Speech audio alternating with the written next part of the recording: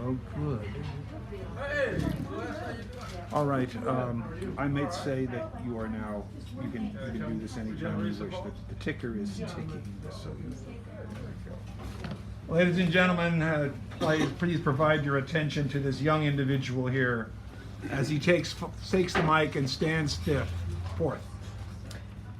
Proposition 1, and just note that Proposition 2 is being gestated. Proposition 1, the end of warfare. Whereas warfare is the worst of all crimes in that it embodies, encourages, and rewards all others. Whereas the definition of war, as used at the Nuremberg trials, is meet for the purposes of this proposition. Therefore, we, the party of the first part, all citizens of any nation, all those who suffer from the effects and privations of war, who oppose it as a system, as a behavior, as a socially accepted institution, call for an end to war, cessation of all hostilities, the standing down of all military forces, and universal disarmament. Further, let it be known, we, the people, the party of the first part, state by our assertion at this time and place that we stand opposed to the existence or use of military force as we now know it. All those in favor of Proposition 1, please signify. Aye. All those opposed? Abstentions? Thank you. We understand that. Thank you. And if you want to be in the loop, you can get on the opt-in email list or join the Facebook group. Please be aware that you have 5 minutes on this open mic, but that changes. And now, for the famed door prizes. Drum roll, please. Drum roll, please, ladies and gentlemen. The famed door prizes. First is something that I got because of a donation to Doctors Without Borders. It is a map of the world, in case you need one of those. And on the back, it shows you where they are and what they're doing, a little bit about that. It's a great organization. So that's just one of the DUR prizes. Then we have several here. We have Magical Passes, Carlos Castaneda. We have The Other Side of the Postcard, edited by Devorah Major, so this has some really good poems in it. We have There Are No Accidents, Synchronicity and the Stories of Our Lives by Robert H. Hopke. I'm not sure how that sounds, but that's how it sounds to me. All. Thank you. And if you like Egypt, this has three-dimensional items inside this book. You open the pages and you see three-dimensional things, even when you don't have your glasses. Henry Fonda, My Life, as told to Howard Teichman, in case you know. This, a recent donation, Alligators and Crocodiles by Gail Gibbons, the Gail Gibbons, just so you know. And then Navajo, Shepherd, and Weaver by Gladys A. Reichard. And then if those don't float your boat, as we like to say, you can be the co-pilot, as this young and beautiful, charming individual is here. Woo! Choose the theme or prompt, which today is worms, thanks to Paul. The last word, which tonight is Rob. Rob, wave your hand. He just was the one who did that. He'll kick off the second half and close it out. The keynote, which is tonight, is the Cursive Writer. We'll see in a moment. And the mini feature, which is, I think, Tommy Abacola-Mecca. Is he here? No. I haven't seen him yet, but he'll be here. Anyway, so those are the prizes, as you like to say, designed with your minds in mind. And let's see, is there anything else? I can't think of anything. So will the Cursive Writer kindly come forward, to be followed by Bob, Buford, Britt, Stephanie, Edward, Wendy, Sharon, Jane, Owen, Dada Borgenheimer III, and then the Cursive Writer, and then Peter before our feature. There he is. Give him a round of applause, please, as we know him. Thank you. I'm going to read two poems by Simon Ortiz. He's an Acoma writer. He also was my ethnic studies teacher back in the 70s at College Marin. It was a national quest dictated by economic motives. Europe was hungry for raw material, and America was abundant forests, rivers, and land. So this is the poem. Many of them built their sod houses without windows, without madness. Oh, fierce, oh, with the just determination, consulting axioms and the dream called America. Cotton Mather was no fool. A few remembered Andrew Jackson, knew who he was, ruminating, savoring fresh Indian blood. Style is a matter of performance, preference, judgment, yearning to be settled quickly. The axiom would be the glory of America at last. No wastelands, no forgiveness. The child would be sublime. And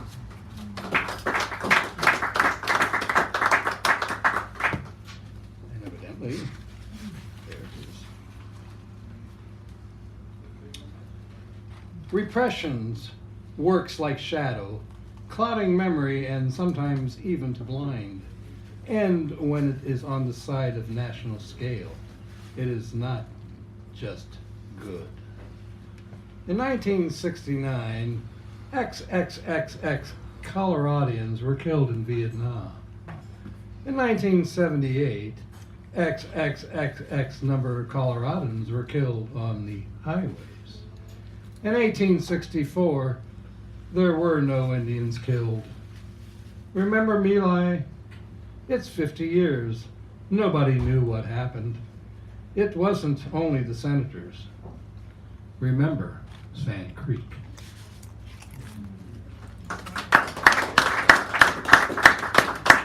And this was by a young writer when I first found him. A friend of mine, Ed Zintley, brought this when he was in Columbia. So this is rants between phone booth and lamppost. Phone booth. I know you're taller and all, but why do you have to be so cocky about it? Shining your light for all to notice. Well, I got news for you, buddy. They're just using you, just like me. You remember those kids last year who plugged in their stereo and got you all tired? You see, you ain't shit. Excuse me. You ain't better than me. They just don't give a fuck about you. Me, neither. I'm just more accessible for the reach.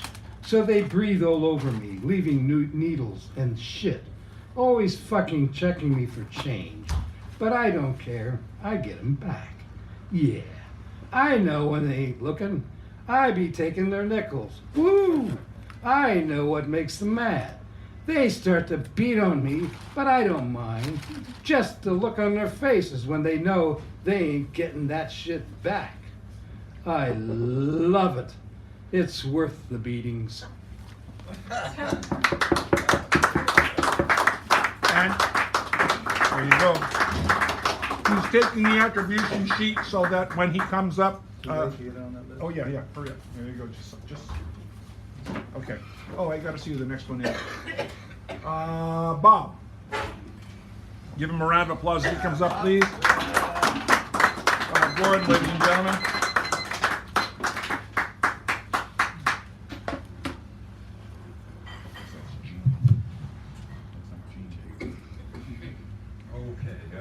Can you hear me now, right? Yes. Okay. Yesterday was the 70th anniversary of the establishment of the State of Israel. And I turned 70 a month before that, so I always know just how old Israel is. So I'm going to read a poem. It's actually 3 poems under one title, and each poem has a title. Going Forth. In Memoriam, W.H. Auden. Not this one. Not this one, said the ape, with skeleton bent over, feet and hands. For we have come a long way. Too far not to know differences between sea and star. Not this one, but only present, recent past, but only upright call of station. The ape said, here at last. Posed in a frame, l'image. Click and smile. The wireless miracle tells you and of you in the silent witness words that prattle about reality, a moon about a pale sun.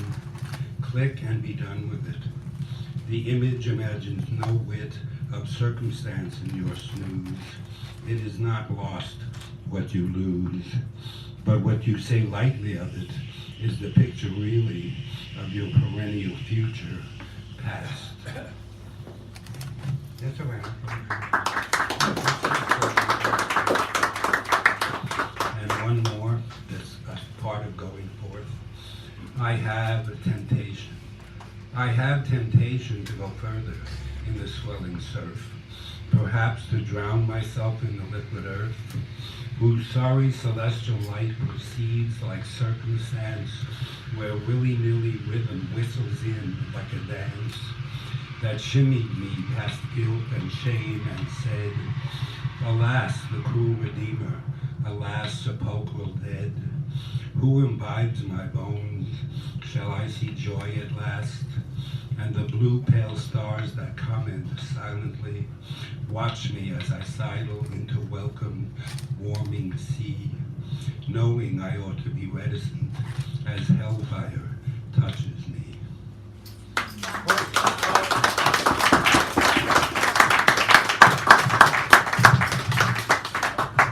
All right. That's Bob Gordon, ladies and gentlemen. And now, Buford Bunton. Then we got Britt, Stephanie, Edward, Wendy, Sharon, Jane, Owen, and Dada. Well, that's me, but Really? yeah.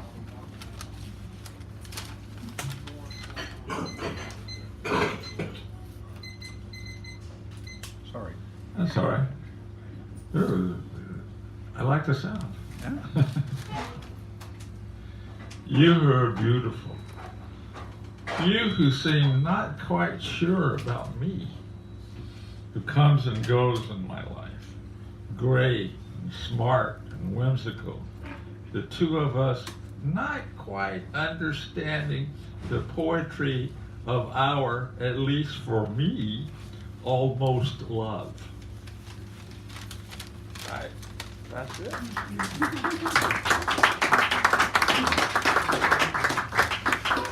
I decided to write about the wall with all of the great, late great poets up there. So here it is. Dead Poets Society for Robin Williams and Our Friends. As you know, Robin Williams did a movie called Dead Poets Society. Correct. On the wall at the Sacred Grounds Cafe, there are pictures of poets fairly recently passed. A fellow with a big beard who used to croon children's songs, a stern poet who, before he was gone, used to evaluate what we were doing wrong with our lives, and I guess he was sometimes right. In the middle of all the pictures is a long-haired lady who worked in a sandwich shop for 15 years. She said, and raised a couple of kids in the hippie hate Ashbury. She wrote of bears and was a bear of a poet, though though prettier and sometimes more humane. The poets living and vital still gather at sacred grounds. Friends look over us as coffee warms our cold San Francisco nights. Buford Bunton, ladies and gentlemen. And now we have Britt Peter coming up before Stephanie, Edward, and then Wendy, just so everybody knows. Hello, Britt. Hi. Good to see you. Want to go a little higher? No, I think it's fine. Just get Okay. close, that's all. Helen Adam wrote a play that became an opera called San Francisco's Burning. Many of us saw characters from that play: Neil Narcissus, Achiotis, the well-kept man, and the Worm Queen, wandering through the streets of San Francisco, or thought we did. The events of this poem happened to the poet James Alexander, the painter Paul Alexander, and myself on a walk back to the Western Addition from North Beach. Worm Queen says, I am the fair forgetfulness, whom men seek only in pain, who sleeps in the bed of the Worm Queen, shall never weep again. Now the poem. Saved from the Worm Queen. Another evening's drinking in North Beach. Jack Spicer and September's song, After Two, the long walk across town when we met the Worm Queen. A character updated and made famous by Helen Adam, but now corporeal, manifested, a harridan in rags blocked our paths. Accosted us, we were in her realm. Paul, knowing the danger, said, leave her alone, let's go. But not Jim, lancing at windmills, rattling the furniture again, engaged her further, speaking in tongues, painting with words, a shouting match that shattered nearby windows. It's the Worm Queen, it's the Worm Queen, I cried, enjoying the theater, but backing away. Suddenly she wearied of us, too thin, not worthy, stewed in the wrong juices, lifted her ragged skirts and set forth a powerful stream, smell of muscatel and turpentine, which cascaded down the hill, forked away just before it reached our worn shoes.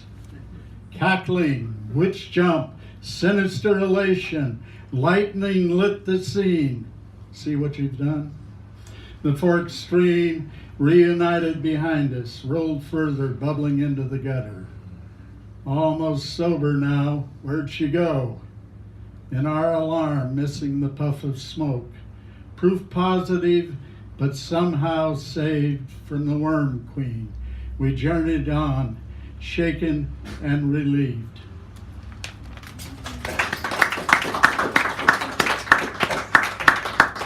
Afterthought. I'm older and a little bit wiser now. Maybe all three of us are. I doubt that anyone would mistake us for sailor boys on a binge anymore. So don't let magic mess with your head or worm its way into your poetry too often. The Worm Queen might step from a doorway and scare the living shit out of you. Thank you for touching on the theme. We appreciate that. The theme being worm, or worms, actually, whichever you want. All right, and now, thank you, Britt. Stephanie Manning. Yes, my dear. And then we have Ed and Wendy, Sharon, Jane, Owen, you have Waldenheimer, Mockenborn, Zergenhaber, the third. Is that a trio? Bergenheimer, yeah. Huh? Is that a trio? Sometimes in my schizophrenic moments, you know, I just can't do it. Have they ever played in Nairobi? You know, they want to. They really want to.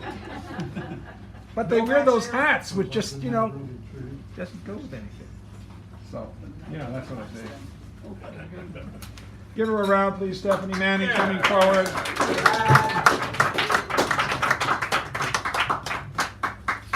Hello, everybody. Nice to see everybody. First, haiku. I ride the train every day, so from Davis to Berkeley, so I get a lot of views. Anyway, this is crow swoops across my path, alighting on a fence post. What meaning this? Nice to sit with Mr. Scrubjay at Davis Amtrak station, his aqua white and black shimmering, 2 J's on the wing going east.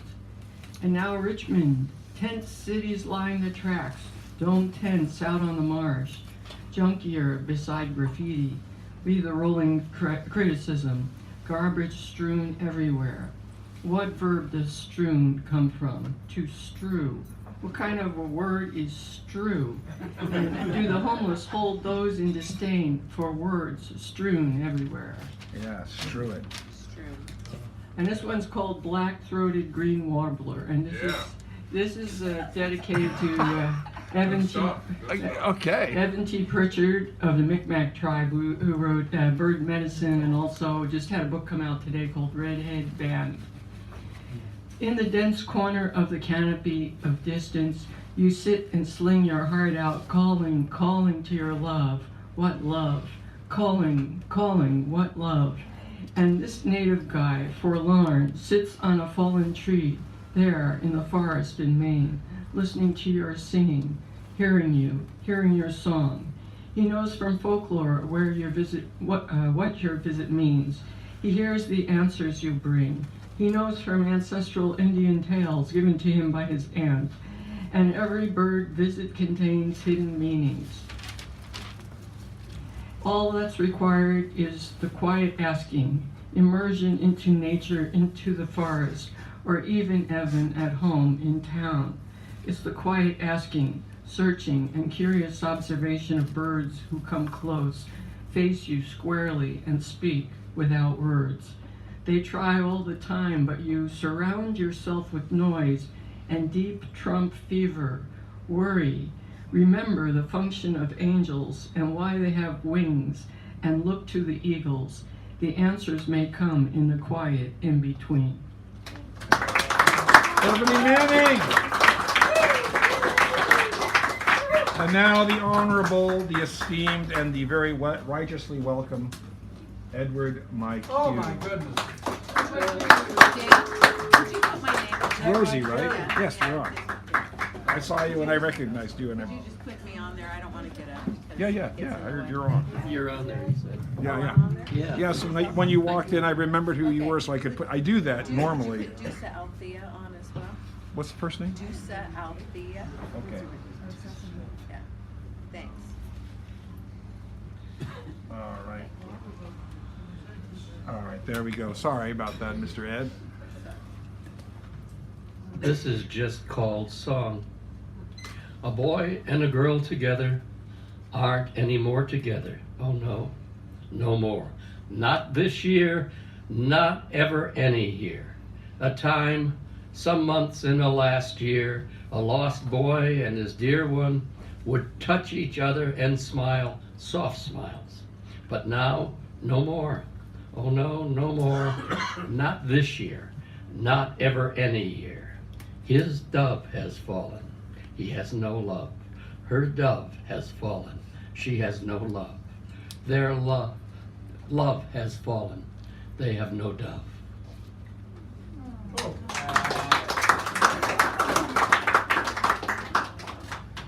Lampedusa.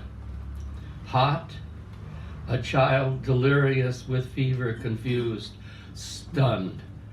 I trace your memory, bury my head in the rainbow, taste the coral honey, sear my palm, lips travel the soft inside, grasp and kiss. You sprawl, possessing. Cornan Terral. Woe in the living land, Cornan Terral. Mourn in the dying hand, Cornan Terral. The vineyards are ready. Some clusters are heavy, but the harvest is meager in Cornan Terral. Litany. Soul of my soul, fire within me, passion without end, growing tree. Fruitful branch, body I love, face aglow, matchless friend. Foolish, silly one, hopeful one, growing one, maker of dreams, rustler of thought, thief of my love, plunder my heart. It is all one and enough that you do it, but never stop. You are appetite, you are harvest, cloudy night, storm, wind from the south, shady tree, racing pulse, singer and song, and one I must learn one day to do without.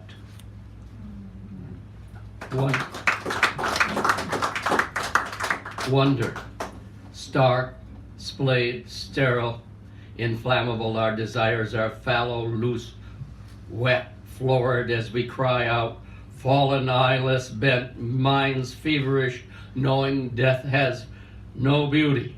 The end of youth is sick, scabbed, cold, yet about us singly, strangely, singing, sweating, swelling, limbs tangled together, seeing life's mummers love making believe with sensual delight.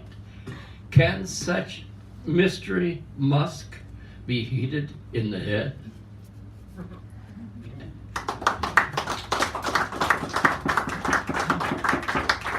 Watercolor.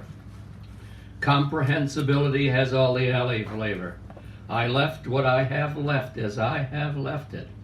Back where I used to be, weeks went serially in the continuous present of dead activity. These are watercolor days. I have bright apples. There is also rain. Life is a joy.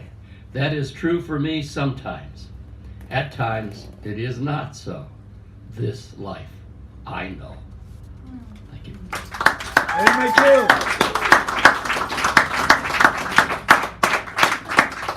So now my better half, Cindy Walters, is going to come up here to read there. And I just wanted to say I want to thank the people who have read so far, because we now are at pretty much a full list, so reading a little bit short will help everything.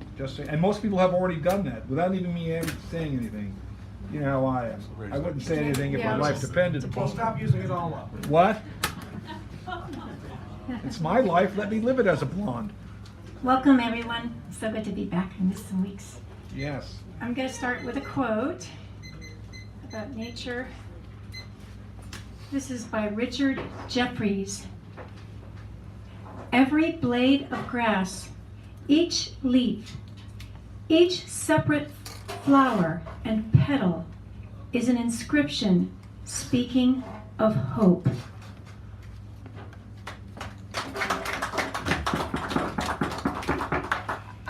I wanted to share, I wasn't here last week when coffee was the theme, and I wrote a little ditty about coffee, so I wanted to read it, even though it's not the theme today. It's all right. It's always the thing. Coffee. Yow! You fill up my senses, you exuberant, tantalizing, bliss-imbued treasure. Though not my master, so to speak, I can live without you. Yet, when you enter my life, at home or when out and about, taking in your delicious, ecstasy-inducing aroma while others sip you feverishly, unable to let you go, I thoroughly enjoy you with just my nose, from head to toes. Ay-yi-yi! You fill up my senses with pure happiness.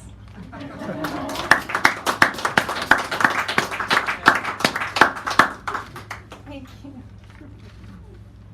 Okay. Recently, Dan and I visited one of my brothers and one of his sisters. So this is a poem I wrote in the past called Reunion. Grown, we went our ways, each to a new life. Phone calls, visits time to time, years passing, and we've changed. Circumstances come and gone. The family circle widened now. We gather round at last to swap sure stories of good old days. And raising a glass, we hail ourselves, touch the past, ponder the future, and feel the sweet presence of now, home in the hearts of family. Oh.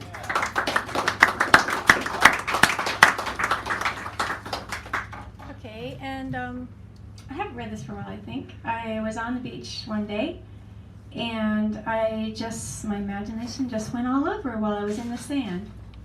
This is about sand, more than sand. I thought of sand yesterday. Those zillions of grains that passed through my fingers in the twinkling of an eye, that spread the beaches of the earth wherever ocean kisses shore. Sand stretching vast through millennia and more, ground down pasts once stable, now smoothed into ever-changing moments of form into anything stuff. Imagine only sand beneath our feet, supporting dreams, above our heads, poking holes of stuckness away, between neighbors who are friendly strangers, reinventing fences of protection to overcome barriers. Sand upon sand, recalling forgotten lands. I watched the hourglass as it slowly emptied out, and half the way, while turning it over, saw infinity's lemniscate, spied the play of unity and polarity's pull, saw wisdom meet understanding, and desire, once scattered, form meaningful patterns. And when I thought of sand yesterday, I remembered the Tao, the way of life, the beautiful harmony, all accepting, all forgiving, all blessing the blessed life, seeming to negate itself, but striking the balance instead. Thank you. You have like about a minute. Yeah, very small.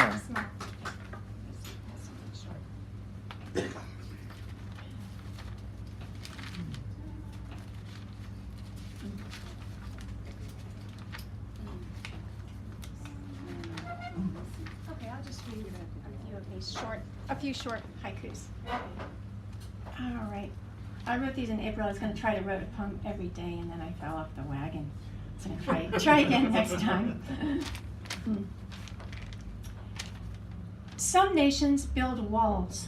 Folk dancers have no borders, just one big circle. Yeah, very nice. Artists sipping life at the poetry reading, quenching the soul's thirst.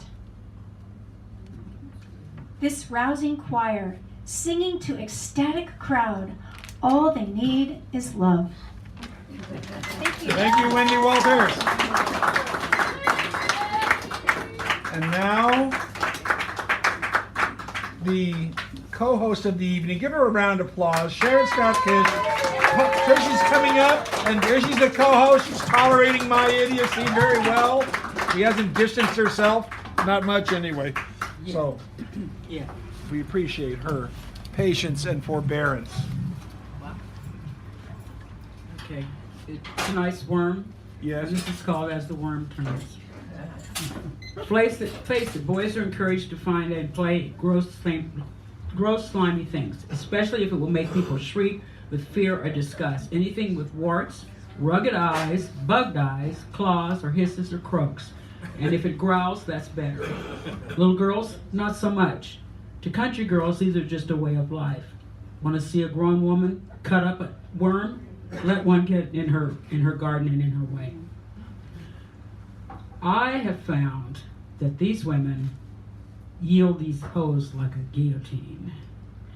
Now everyone knows to fish you need bait. And there's one thing, where do you think it comes from?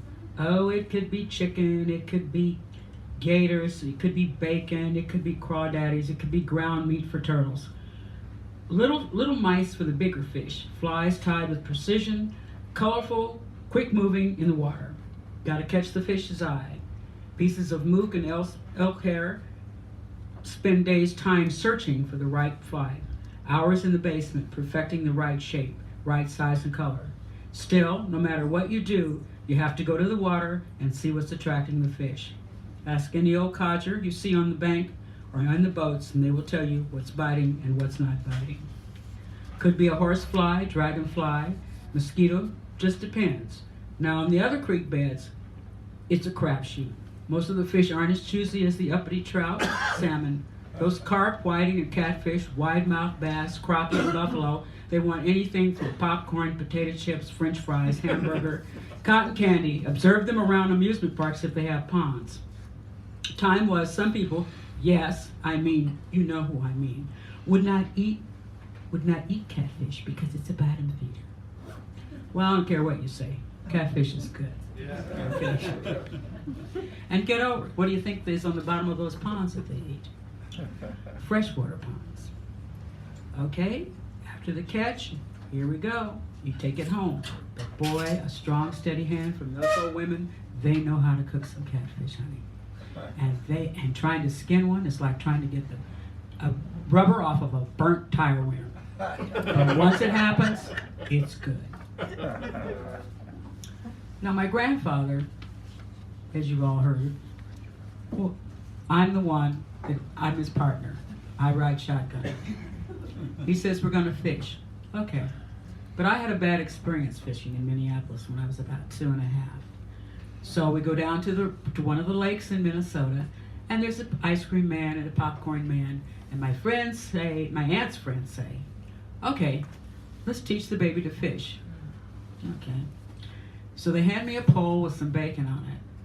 And we stick it in the ground. And it starts to move. And it starts to move. And they come over to get it. And what is it?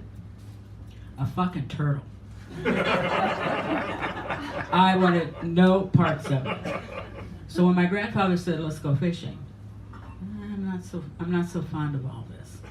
Well, we get down there. We get up early in the morning. We go over to a cousin's house in Kansas, go on to the pond. There it is. Crystal clear, nice. And we're putting worms. They're putting worms. I'm not. He grabs me and says, come on, baby, you gotta learn. So we put worms on that bait. I said, oh. So then I says, well, let's get this over with. Let's put 2 on there. Let's string it up. Two lines, let's put 2 on there. And we sit down, and all of a sudden, my line hits first. And it is big. And we go over, and it's 2 big catfish. So, I am the star. I am the hero. And all day long, we're fishing, we're catching fish, we're putting them on ice, we burlap over it, the ice we got before we got there. Now we come home, and guess who's the hero? Little Sharon Kay. And the old ladies, they are skinning fish, they are making coleslaw, corn on the cob, fried potatoes, and cornbread. And the block has a big party, but I still like inchworms better. Sharon Kay. All right, Jane Redis, please give her a nice round as she comes up here. Thank you. I had 2 poems, but one is not ready for prime time, so I'm only reading one poem. I wrote this last week. My TV, my life. It was a rough night on television last night. On NCIS, Abby was injured and Reeves was killed. Now Abby has left the show forever. Then in Bull had a heart attack at the end of the show. I don't know if he survived. I have the TV on all the time now, from the minute I get home to waking up from a sound sleep to turn it off in the wee hours. Shows I can't stand go on and on, year after year. Who is watching this stuff? This depiction of the dregs of American life. This American life, a fantasy, and here I thought it was reality. I have lived my life as if I were in a TV show, a sitcom, but it's no longer funny. The clowns are in charge of the show, and what a terrifying spectacle it has become. And as I age and drink and watch TV, I become an empty shell of a person in a darkened room with the flickering light of a television sending blue rays out in the night. Shimmering ghosts of TV shows past continue, and the body snatchers are near. Thank you. King Redis! All right, Mr. Owen Dunkel, kindly come forth. Then there will be me, the cursive writer, Peter Marty. Did I say it right? Yes. Thank you. See, I said it wrong first, then I remembered. Are you going to do a kind of an introduction for our future? I could. Okay, that would be great because, she didn't send me something and I usually, I will ring it. Is that all right with you? Thank you. Of course. Thank you. Just want to make sure you know how I am. I'd like to, anyway. Can everybody hear me? Thank you. Yeah, we heard everyone else, and so we can hear you. Okay. What'd you say? I said we heard everyone else, so of course we can hear you. Okay, good. Shards of bushes grow the lilacs after summer, blossom on the sonneter's wandering eyes. My eyes wander, and I wonder if I can let them. Think ahead if there is any ahead to think of. Life can be like Niagara Falls. My coy eyes dart in the quiet I can hope to get. My ears dart forward to the world, the sun, the afternoon sun like Shenandoah. Quiet, quiet, the flag waves like a lazy flower. I am almost through with this summer.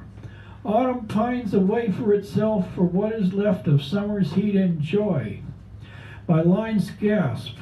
My sonnet is slow and lazy as a lazy hawk, flying at half-mast.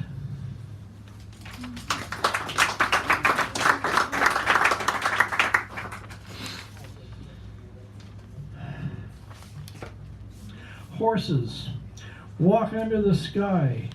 Men walk by. Drums and puns, roses and roustabouts. This poem is like a slow horse plodding like Dobbin with his blinders, slow and sure of himself. Maybe slow metaphor will stop and chat to tell me where it's at.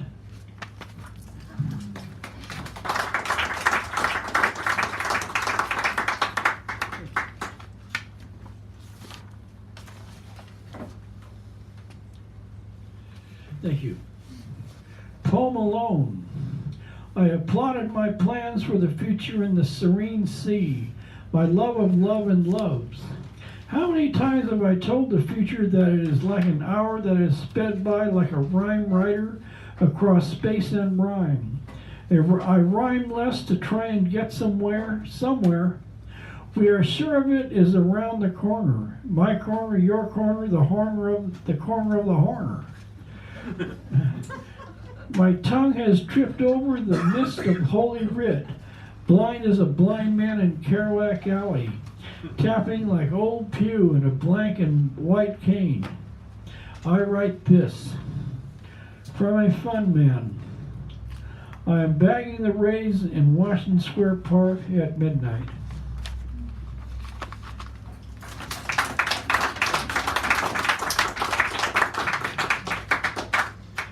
"4 days of free verse. Blank, silent days, dark as the space inside me, silent as a Chaplin film, dark as the river of emptiness inside me. The land of lost metaphors, metaphors that should have been mine, belong to the air, belong to the earth, are buried under 5 fathoms of ocean, are consumed by the fire of change."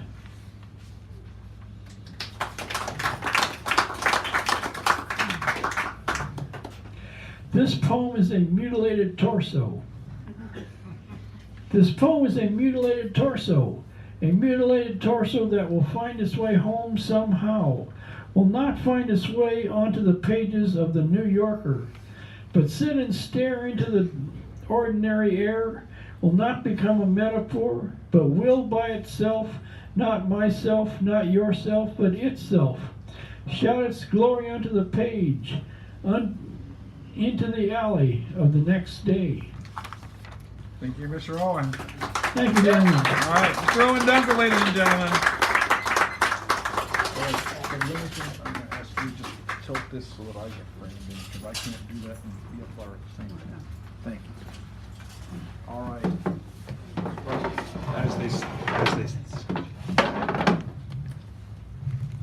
I best put this up here, right? Okay. Am I good? Yeah. All right. So here we go. This is an old piece. Preventing contact. But what he did was play my old guitar and sing. I mean to tell you, I was surprised the way he loved the sound out of it. First thing I thought though was, here he is, another one of Molly's bar-hopping flings. I'd seen it all before. He sat there across the table, blue jeans and plaid shirt like some lumberjack hero with boots of travel brown and so much wind in his hair. His face, windswept features, the north wind, cold spirit seemed barren as the tundra.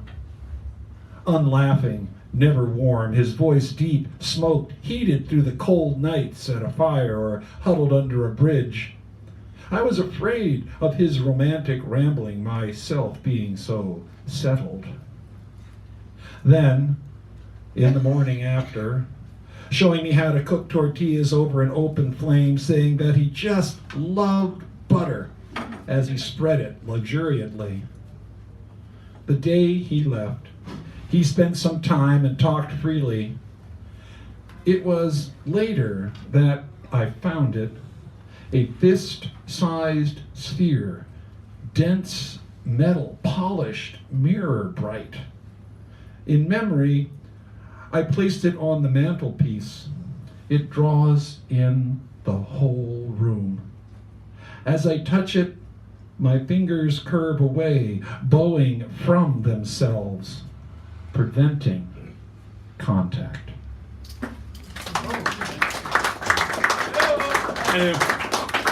And I was so surprised that I forgot that worms was the thing, but this has worms in it.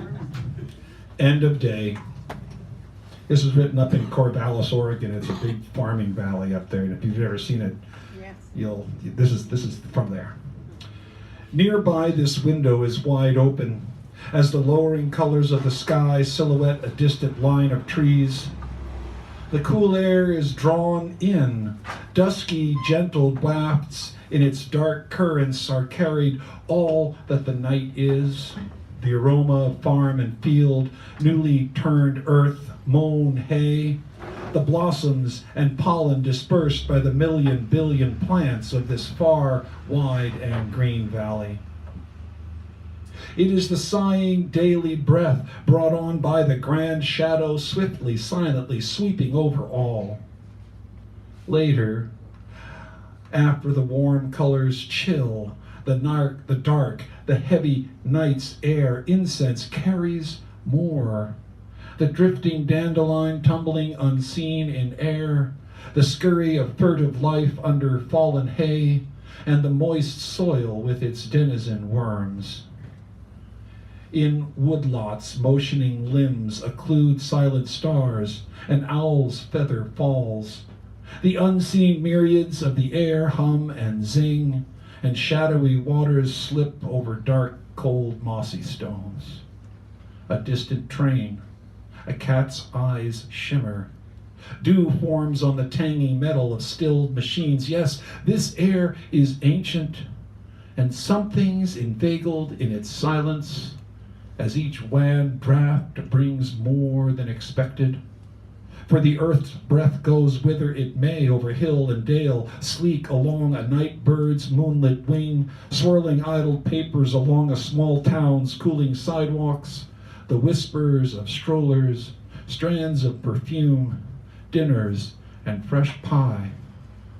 On such a breeze I travel while sitting perfectly still, near a window through which languid night air haunts, bringing inside messengers the vast night would rather keep outside, traveling our world and the night over. Thank you.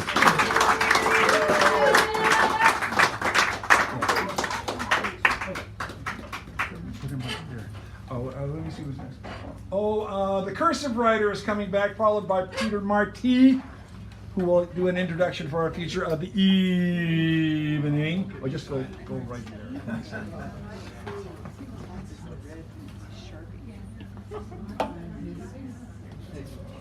I'm sorry it took so long. Bill Mercer tried to entice me with his leg. Tried to trip me, but... He was trying to entice me. I think he tried to entice me.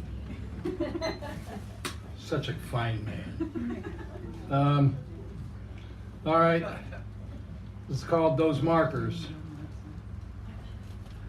There is a marker in San Francisco, first stood by Burger King at Larkin, before the new library was built, moved it to the now location.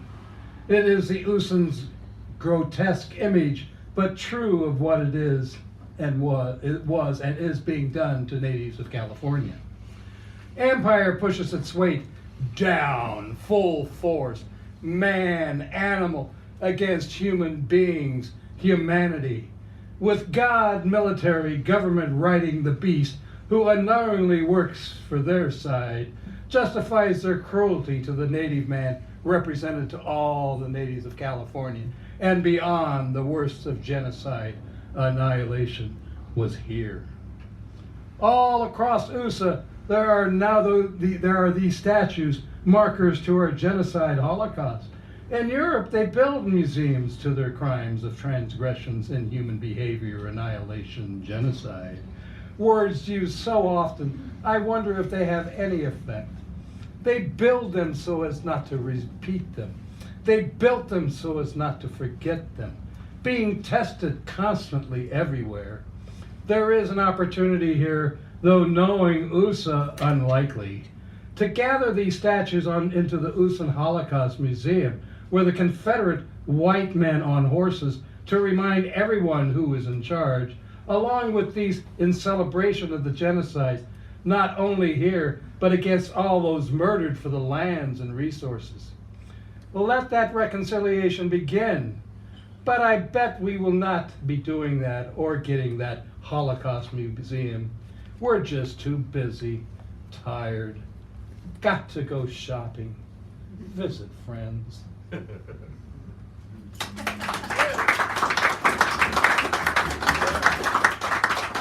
Music follows poetry. As soon as poetry is born, music jazz of the day follows.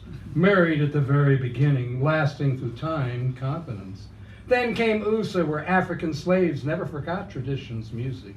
Blood, blues, jazz, spills on the soils of the indigenous, giving birth to the only art form in USA, the truth. It's recent times poetry, music filed for divorce. Who knows who became unhappy at first, but the others soon followed. Maybe they started stepping on each other's lines, started lying, stepping out on each other like the dancers at the root. Uncontrollable urge to change things up, good thing to do, but don't forget the motherlode of language, music. There's a time when it is asked, did the artist have anything to say, play? If I were to believe radio play, I don't ask, and I know the radio's truth. In small bookstores, clubs, open mics, you might be able to say, yeah, I heard that group, only paid twice. Those poets performed together only once. I saw them. That just the music, but the poetry with it. Yeah, I heard those poets perform. They never performed again. Amigos, amigas, friends, brothers, sisters, and all in between. Come on out. Listen to the music following poetry. Yeah. It's called The Face of Evil. There once was a man, a little boy really, who tried to get up in my face, attempting to give me the face of evil. A face that this man has no idea looks like, as most don't. I have seen that face of evil. It is the face of a young white boy, carrying a 75-pound projectile, smiling gleefully, copulates projectile with a 5-inch gun, knowing that when delivered in his mind, be killing gooks, who in reality are men, women, elders, children.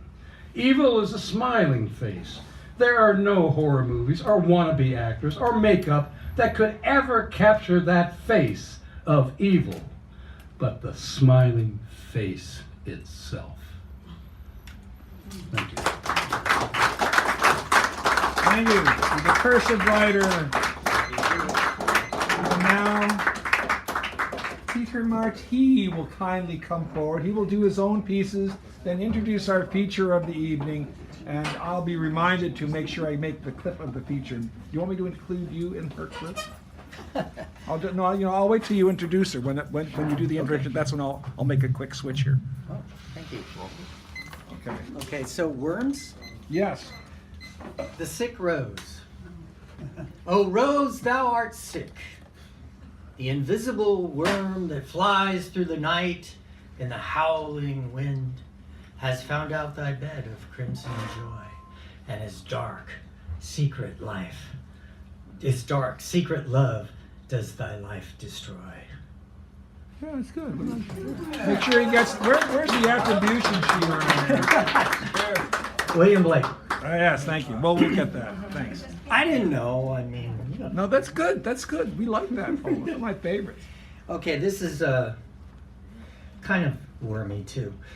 In the sad holiday of the world, rain rises clear into the Spanish mossy oak covered hills. Redwood mountain roads, chainsaws have to dance tunnels through, down trees, cars driving home in the dark. In the sad holiday of the world, everyone's head aches. Liver bile sings its irritable song. Bad humors, stagnant chi, cracked knuckles, and wordless longings thump like a heavy cat on the waterlogged porch. An 8-foot Douglas fir listing in a blue bucket, its jelly bean lights dull in the fitful gray afternoon, 1 week before Nativity, just ahead of another storm. Thank you. Wormy? That was wormy. Yeah, well, I have worm, indication for sure. I didn't sign up for this. Who does? Did your mother sign you up, like grade school field trips to the zoo? To science camp? A movie about Cleopatra? A slideshow in San Jose Rosicrucian Museum? Who signs up for old age, sickness, and death? What happens if you get car crash instead of cocksuck? Allen Ginsberg. Or you get cancer. Or your lover gets cancer and stops making love with you. Who signs on that dotted line? I didn't sign up for no sex. I didn't sign up for no energy. No more flirty looks from young women. No groping in hallways at parties I no longer get invited to. I didn't sign up for resentment. I didn't ask for cold sores. My parents passed the virus down. Mom's impatience. Dad's need for comfort. And my aging body's malaise of sore muscles and arthritis.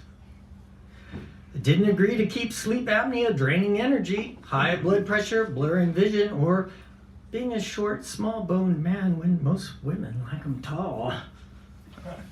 I didn't sign up for 2 marriages, no children, no financial plan, no retirement in sight, age 60, still doing hard physical work instead of my career in words. I never asked to be excused from this test. I didn't sign up for extra credit, community service, or to give blood, or to donate to a sperm bank, or charity. I'm selfish, self-centered, and alcoholic, also a gene I didn't sign up for. I didn't agree to pain relievers, television erection help, allergy pills, sleep aids, and antidepressants. I didn't sign up for internet porn, faulting spirituality, a less than perfect marriage, irritating neighbors, and a yard full of weeds. I didn't sign up for the end of America's greatness, for the dollar's decline, for being $35,000 in debt to usurious credit card companies. I didn't sign up for a 401k. We play the same lottery numbers 4 times a week because my wife had a dream. No pension plan. So, what's left but to vow to rejoice in my karma's bloody signature somewhere on the bottom line in time? To be cheerful even sometimes, hoping for old age Buddhist kindness and a place to sit by the fire.